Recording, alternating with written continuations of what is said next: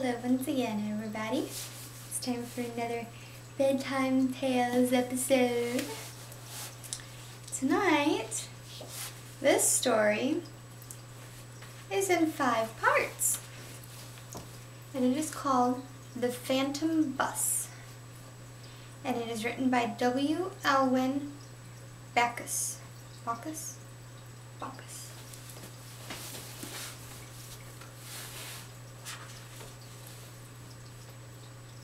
Out of the vagueness of the half-dawn, a dark bulk loomed to the accompaniment of a dull rumble. To Arthur Strite, waiting for his regular bus, the big, orange 6:45 to the city, this nondescript contraption, which usually preceded it by a minute or two, seemed more like a ghostly coffin than a public conveyance. Its sweating black sides glistened oily in the gray light as it passed him. A single dim, incandescent lamp, seen through the windows, silhouetted stiffly nodding heads against the black background of dingy interior. Then the black bus was gone, swallowed up in the swirling December mist and fog. As always, a feeling of odd disquiet possessed Strite with the passing of this conveyance. A fleeting impression of mystery, strangely repellent and defying description, of ill omen. What manner of passengers it carried, or whence and whither it traveled, he did not know, and cared less. Yet, queerly enough, the affair had increasingly irritated and disturbed him ever since his moving to Emerymont 3 weeks before. "Just an old junk heap that loops out through Norwood and back over this direction," a fellow commuter said in answer to his question. Until this morning, Strite had refrained from what he seemed the weakness of a query about this thing. For he had hesitated to give definite shape to his senseless disquiet by admitting any curiosity, even to himself. "I believe a couple of death traps like that one compromised the company's entire rolling stock," his informant finished.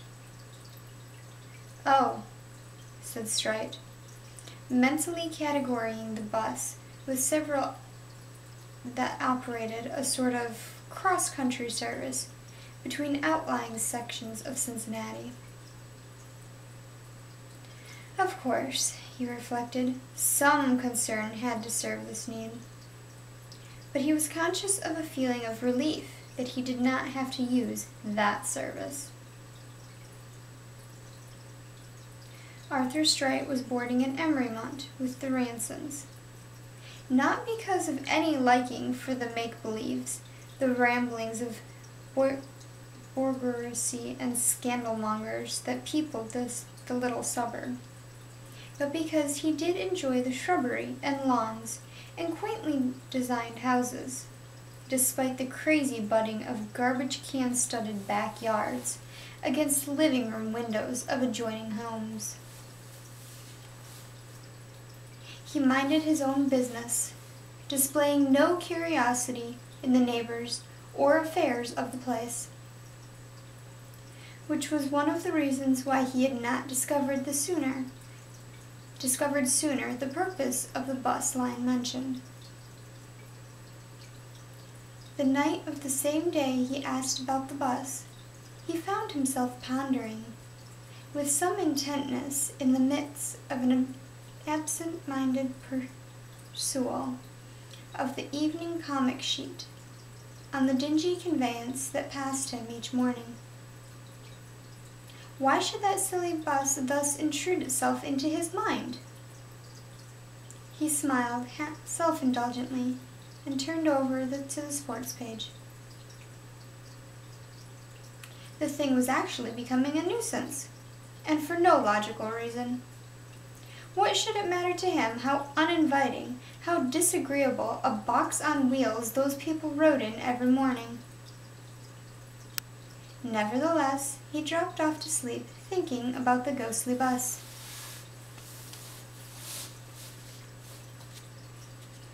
The same thing began to be the rule on the nights that followed.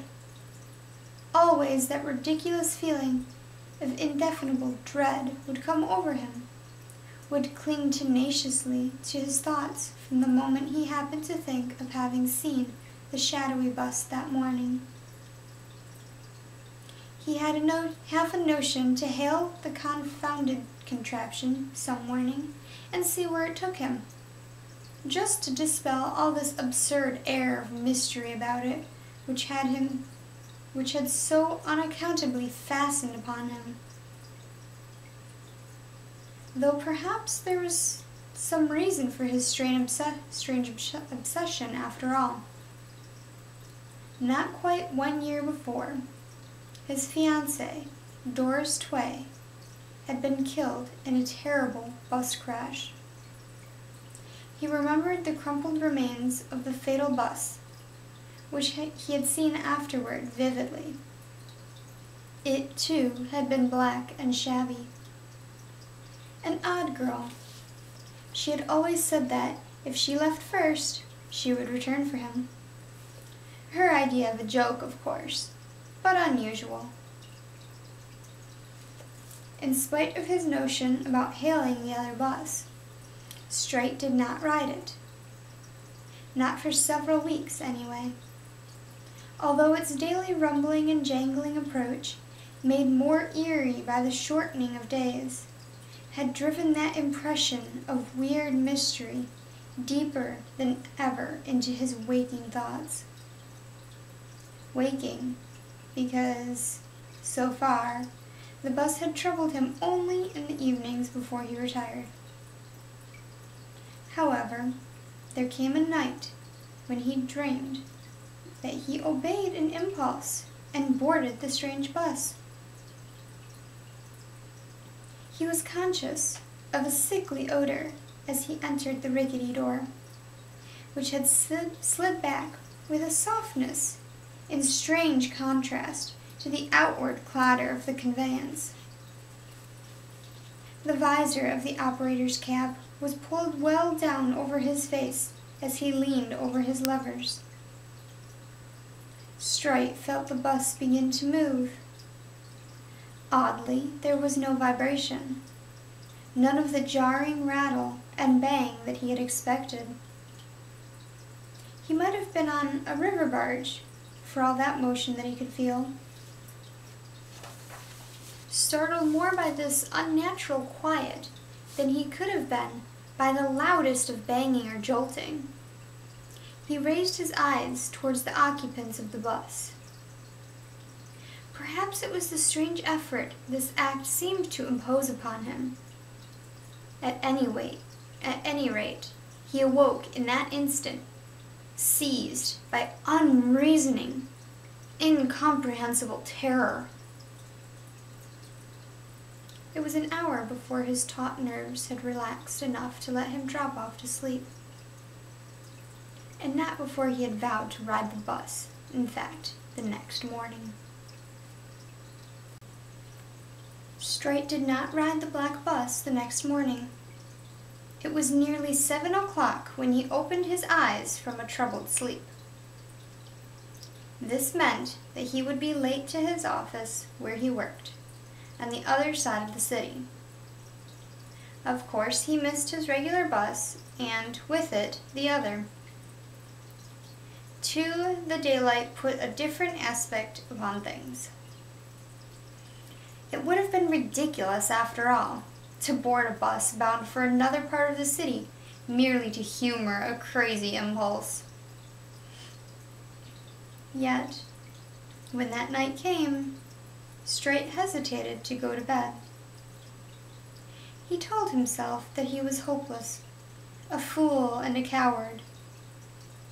Then he undressed and resolutely turned out the light. his hesitancy had not been unfounded. Again, he found himself boarding the mysterious, sweating conveyance, with its leaning operator and strange, elusive odor. And again, a sudden, agonized waking.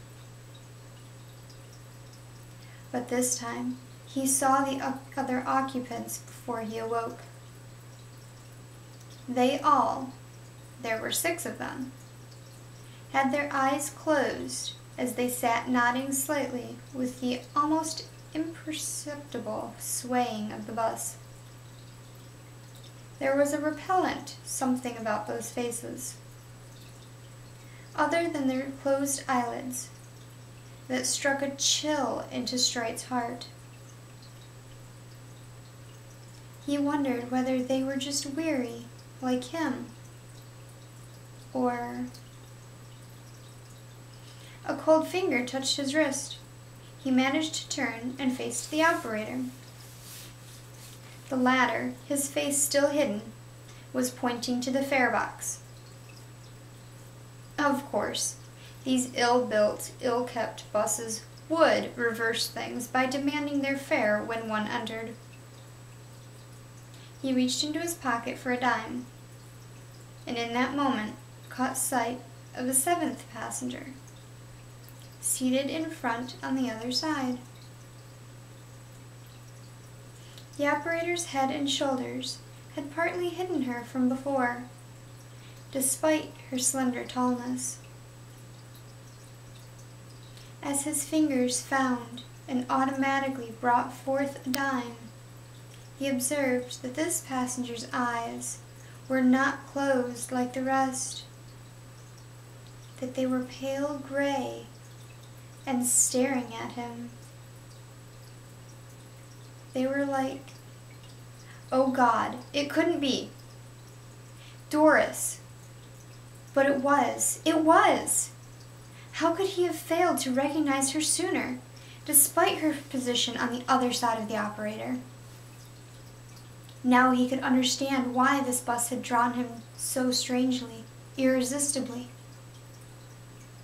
As he stared back at her, speechless with amazement, her eyes left his face, turned towards the windshield. Her pale lips twitched oddly, as if mute with fear at what she saw there. She sought vainly to scream. Then abruptly, the spell was broken. She leapt to her feet, throwing one arm across her face in a gesture of one warding off some fearful harm. A shrill, hysterical scream pierced the quiet of that closed space like a stab of a knife. That cry jarred Straight back to consciousness with a suddenness that jerked him upright in bed. As he sat there trembling with the realism of his dream and that agonized scream, he became aware that he held something tightly in one closed hand. A fresh chill passed through his body at the familiar feel of that something. He needed no light to tell him that it was a dime he clutched. The dime he had been ready to drop in the fare box of his dream. Of course he found that the coin evidently had fallen out of his vest when he sat on the bed while undressing. In fact, he usually kept some change in his vest pocket so as to have it handy for tips, newspapers, and the such. Perhaps the accidental finding and touching of that coin in his slumbers had even started the train of thought that had made him dream of the fare box and the other things. But there was no more sleep for Straight. After tossing about for the rest of the night, he got up about 5 o'clock. This morning, he was determined upon one thing. He would ride the black bus. The phantom bus as he had come to term it privately. This morning, and kill, once and for all, this persistent subconscious illusion that had taken root in his mind from the seed of his first absurd impression of the rickety conveyance in that eerie light of half-dawn. Once more his intention was to be defeated, however. The black bus failed to appear before the 6:45, though he had arrived at its stop more than a quarter hour before it was due. He even waited for it 10 minutes after his regular bus had gone, only to learn later that the other line finally had been discontinued. His first reaction to this information was an overwhelming relief.